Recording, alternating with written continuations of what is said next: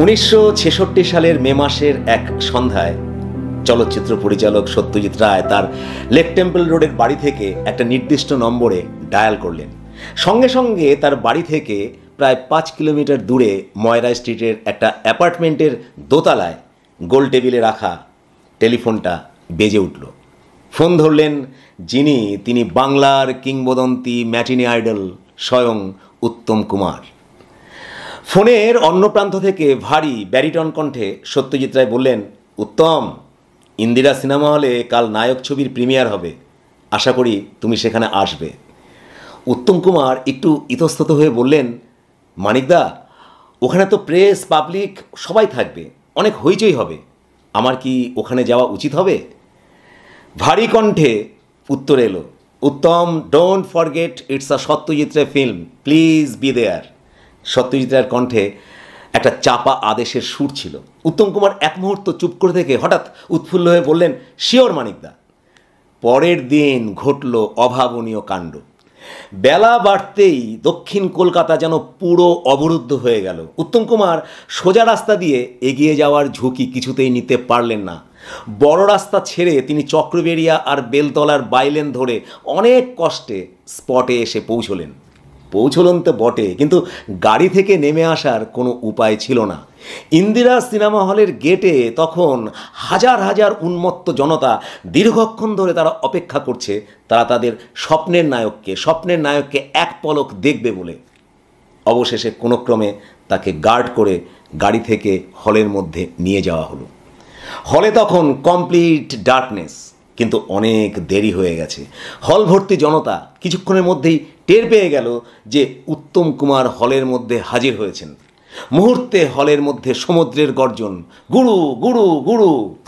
হলের ম্যানেজার সাহেব দৌড়ে সত্যজিৎ রায়ের কাছে আসলেন, এসে বললেন, কাতর অনুনয় করে বললেন, স্যার, আমরা যদি ওনাকে একটু স্টেজের উপরে না নিয়ে যাই তাহলে হলে বিশৃঙ্খল ঘটনা ঘটতে পারে। সত্যজিৎ রায় নিশ্চুপে মাথা নেড়ে সম্মতি দিলেন। কিছুক্ষণের মধ্যেই হলে লাইট জ্বলে উঠল। দর্শকরা অবাক হয়ে দেখল, পর্দার সামনে স্টেজের উপরে তাদের স্বপ্নের নায়ক উত্তম কুমার দাঁড়িয়ে রয়েছেন। কেউই তাদের নিজেদের চোখকে বিশ্বাস করতে পারছিল না। মুহূর্তে হলের মধ্যে pin drop silence. Uttam Kumar দর্শকদের দিকে তাকিয়ে ধীর স্থিরভাবে বললেন, I request you to please be silent and watch the film. Don't forget it's a Satyajit রে ফিল্ম, প্লিজ। সেদিনের সেই ঘটনায় বোঝা গিয়েছিল যে উত্তম কুমার কতখানি আপামর জনসাধারণের। এমনকি সত্যজিৎ রায় তিনিও বিলক্ষণ বুঝেছিলেন।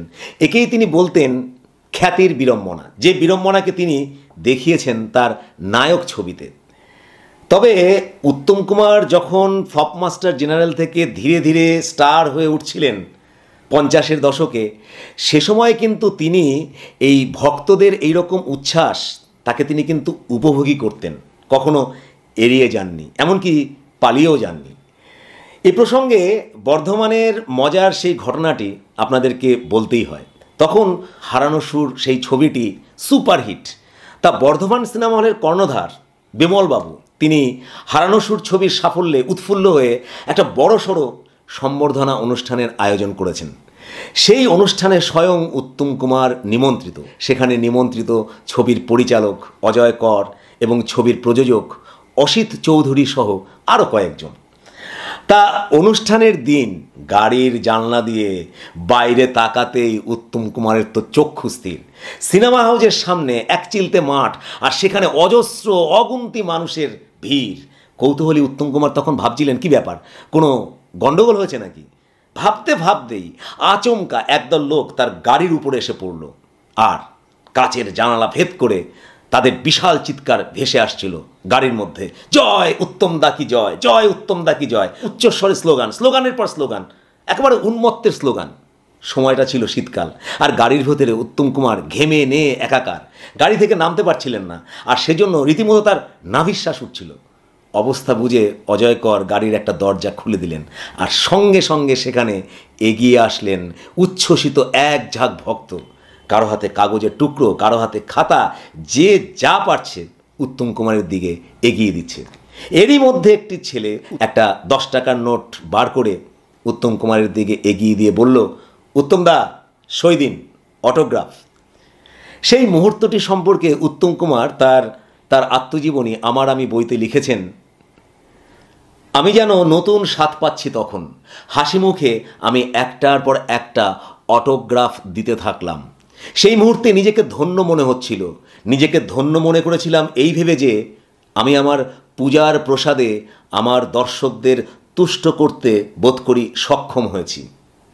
উত্তম কুমার যখন বাংলা সিনেমার সুপারস্টার হয়ে উঠছেন সে সময় তিনি প্রায়ই নিউ আলিপুরে যেতেন।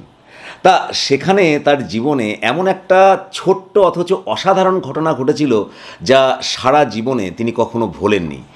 ঘটনাটি ছিল একদিকে যেমন মজাদার, তেমনি অন্যদিকে একটু কষ্টদায়ক। ঘটনাটি আপনাদের খুলেই বলি। সে সময় তিনি প্রায়ই সকালবেলায় নিউ আলিপুরে যেতেন তার নতুন অ্যাপার্টমেন্টের কনস্ট্রাকশনের কাজ দেখতে। একদিন তিনি সেখানকার একটি চিঠি পেলেন। চিঠিটি লিখেছিলেন ওই নিউ আলিপুর অঞ্চলের পুরুষদের একটা বড়সড় দল। চিঠিতে তাদের বক্তব্য ছিল এটাই যে উত্তম কুমার যে প্রায়ই কনস্ট্রাকশনের কাজ দেখতে আসেন এ বিষয়ে তাদের বিন্দুমাত্র কোনো আপত্তি নেই, কিন্তু তাদের অনুরোধ একটাই, তিনি যেন সকালবেলায় ওই অঞ্চলে না আসেন। কেননা বাড়ির বউরা সমস্ত কাজ ফেলে, এমনকি বাড়ির পুরুষদের জন্য খাবার তৈরি করা, যে খাবার খেয়ে পুরুষরা কাজে যাবেন, সেই কাজ ফেলে রেখে বউরা উত্তম কুমারকে নিয়েই সারা সকাল মগ্ন হয়ে থাকেন, বিভোর হয়ে থাকেন। সুযোগ পেলেই তারা সমস্ত কাজ ফেলে নির্নিমেষে ঘন্টার পর ঘন্টা উত্তম কুমারকে লক্ষ্য করার চেষ্টা করেন। আর এই জন্য পুরুষদের খাবার না খেয়েই কাজে যেতে হয়। সে চিঠি পড়ে উত্তম কুমার তো ভীষণ অবাক। তবে সে চিঠি পাওয়ার পর উত্তম কুমার সকালবেলায় সেখানে আর যেতেন কি না সে তথ্য জানা যায়নি। কিন্তু একটা বিষয়ে সমালোচকরা নিশ্চিত হয়েছিলেন যে উত্তম কুমার সেদিন ভালোভাবেই উপলব্ধি করেছিলেন যে পুরুষদের চাইতে মহিলারাই হলো তার বড় ভক্ত। একবার কি হলো, উত্তম কুমার তার ঘনিষ্ঠ বন্ধু ডাক্তার লালমোহন মুখোপাধ্যায় তার বিয়ের অনুষ্ঠানে হাজির হয়েছিলেন বরযাত্রী হিসাবে। আর তাকে দেখেই বিয়েবাড়িতে যথারীতি হুলস্থুল পড়ে গেল। বিয়েবাড়ির লোকজন শুধু নয়, বাইরে থেকে লোকজন এসে এমন তোলপাড় শুরু করলো যে রীতিমতো সেই বিয়ে বন্ধ হয়ে যাবার জোগাড়। বিয়ের কনে পর্যন্ত উত্তম কুমারকে দেখতে উৎসুক হয়ে উঠেছিলেন। বিয়ের রীতিনীতি সব ভুলে তিনিও বেশ কয়েক মুহূর্ত সম্পূর্ণ প্রকাশ্যেই উত্তম কুমারকে নিয়ে বিভোর হয়েছিলেন। অবশেষে লালমোহনবাবুর শ্বশুরমশাই তিনি প্রত্যেককে হাত জোর করে কাতরভাবে বললেন যে এখন আপনারা উত্তম কুমারকে ছেড়ে দিন, বিয়ের অনুষ্ঠান শেষ হয়ে গেলে আপনারা তখন ওকে খুব কাছ থেকে দেখতে পাবেন, গানও শুনতে পাবেন। এখন আপনারা প্লিজ শান্ত হয়ে বসুন।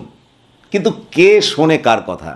অবস্থা ক্রমশ নিয়ন্ত্রণের বাইরে চলে যাচ্ছিল। শেষে বাধ্য হয়ে উত্তম কুমার গাড়ি করে বিয়ে বাড়ি থেকে পালিয়ে গিয়ে বর্ধমানের এক পরিচিতের বাড়ি গিয়ে রাত কাটান।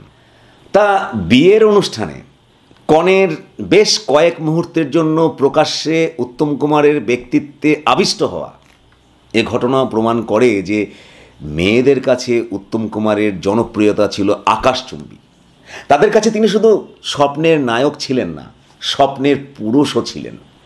এর কারণ আপনারা সবাই জানেন, তার সুদর্শন চেহারা, তার ভুবন ভোলানো হাসি, তার অপূর্ব রোমান্টিক ব্যক্তিত্ব, হাঁটা চলা কথা বলায় মনোমুগ্ধকর মাদকতা, সর্বোপরি তার অতুলনীয় মধ্যবিত্ত বাঙালিয়ানার পাশাপাশি স্বতঃস্ফূর্ত সাবলীল সহজাত অভিনয় দক্ষতা, এই সব কিছুর ব্লেন্ডিংয়ে তিনি মেয়েদের কাছে সেই স্বপ্নের পুরুষ হয়ে উঠেছিলেন যাকে সবাই বাস্তব জীবনে কাছে পাওয়ার স্বপ্ন দেখত। আর তা নিয়ে উত্তম কুমারকে কিন্তু কখনো কখনো চরম অস্বস্তিকর অবস্থার সম্মুখীন হতে হয়েছিল। এ প্রসঙ্গে কৃষ্ণনগরের সেই ভদ্রমহিলার বিখ্যাত গল্পটি না বললেই নয়। উত্তম কুমার তখন খুব ব্যস্ত। একদিকে সবার উপরে ছবির শুটিং চলছিল, তেমনি অন্যদিকে চলছিল তার বিখ্যাত শ্যামলী নাটকের স্টার থিয়েটারে অভিনয়।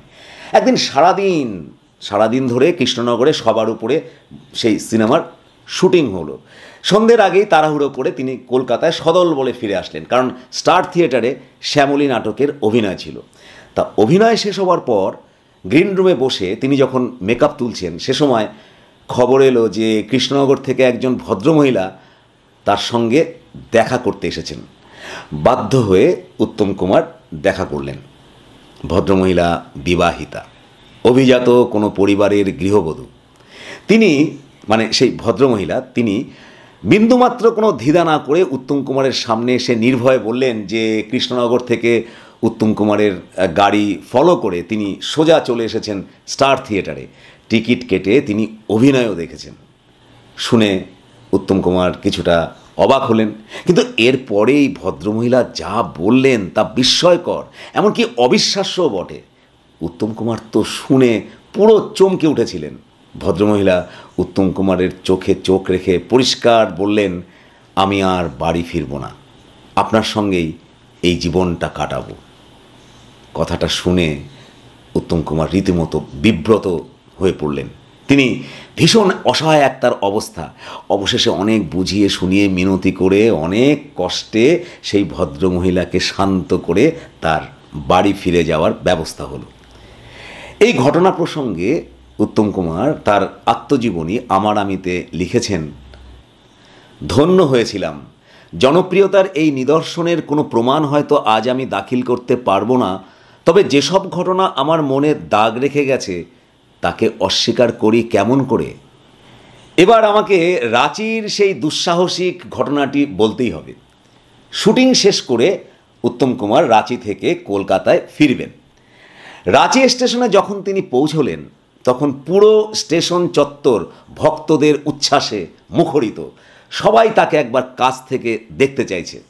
স্টেশন থেকে ট্রেন ছাড়ার পরেই উত্তম কুমার জানলা দিয়ে বাইরে তাকিয়ে লক্ষ্য করলেন যে প্ল্যাটফর্ম বরাবর ট্রেনের জানলার পাশাপাশি হুড়োহুড়ি করে লোকজন দৌড়চ্ছে। তিনি ভয় পাচ্ছিলেন যে কোনো দুর্ঘটনা না ঘটে যায়। প্ল্যাটফর্ম শেষ হতেই তিনি চোখ ঘুরিয়ে হঠাৎ সামনে দেখতে পেলেন তার কম্পার্টমেন্টে তার সামনেই তিনজন যুবতী বসে আছে, এক দৃষ্টে তার দিকে তাকিয়ে আছে, উত্তম কুমারের দিকে। উত্তম কুমার ইতস্তত হয়ে তাদেরকে জিজ্ঞাসা করলেন, কি ব্যাপার? উত্তরে তারা বলল, আমরা শুধু চেয়েছিলাম আপনাকে একবার কাছ থেকে ভালোভাবে দেখতে। আজকে এই সুযোগটা কিছুতেই হাতছাড়া করতে পারলাম না। আপনার অজান্তেই আপনার কামরাতেই আমরা উঠে এসেছি। এর পরের 10-15 মিনিট ধরে ওই তিন যুবতী উত্তম কুমারকে এক দৃষ্টে অবাক বিস্ময়ে দেখতেই থাকলো। উত্তম কুমারের কাছে সে ছিল একটা বেশ অস্বস্তিকর পরিবেশ। অবশেষে একটি মেয়ে উঠে গিয়ে ট্রেনের চেন টেনে দিল। ট্রেন দাঁড়িয়ে গেলে ট্রেন থেকে তারা নেমে অন্ধকারে নিমেষে মিলিয়ে গেল দুঃসাহসিক ওই তিন যুবতী। উত্তম কুমার তো বিস্ময়ে হতবাক। এই ভিডিও শেষ করার আগে আপনাদেরকে একজন মহিলা ভক্তের ছোট্ট একটা মজাদার গল্প বলবো। সেবার মহাজাতি সদনে একটা চ্যারিটি শো ছিল। আয়োজক ছিল ফিল্ম প্রোডাকশনস অ্যাসিস্ট্যান্ট গিল্ড। যথারীতি প্রধান আকর্ষণ ছিলেন উত্তম কুমার। তাকে এক পলক দেখার জন্য উপচে পড়েছিল জনতার ভিড়। হিমশিম খাচ্ছিল পুলিশ। গিল্ডের যে মেম্বার তাদেরও একেবারে নাজেহাল অবস্থা। সেখানেই উপস্থিত ছিলেন সাংবাদিক আশিস তরু মুখোপাধ্যায়। তা উত্তম কুমার যখন এলেন তখন পিছনের একটা জানালার বাইরে থেকে এক মহিলার আর্তচিৎকার শোনা যাচ্ছিল। সাংবাদিক আশিস তরুবাবু কাছাকাছি ছিলেন। সাংবাদিককে উদ্দেশ্য করেই সেই ভদ্রমহিলা কাতরভাবে বারবার বলছিলেন, দাদা উত্তম কুমারকে একটু ডেকে দিন না, একটা অটোগ্রাফ নেব, একটু কাছ থেকে দেখব, দাদা একটু ডেকে দিন না দাদা প্লিজ।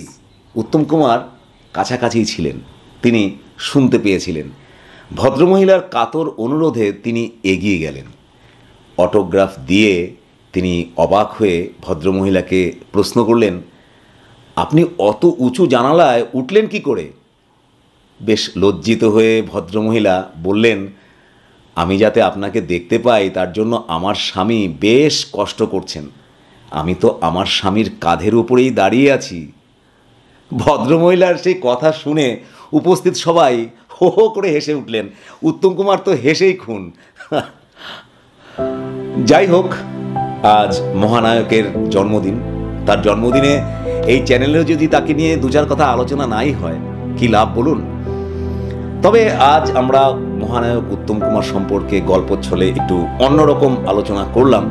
মহানায়কের প্রতি শ্রদ্ধা জানিয়ে আজ এখানেই শেষ করছি। দেখা হবে এইরকমই নতুন কোনো ভিডিওতে।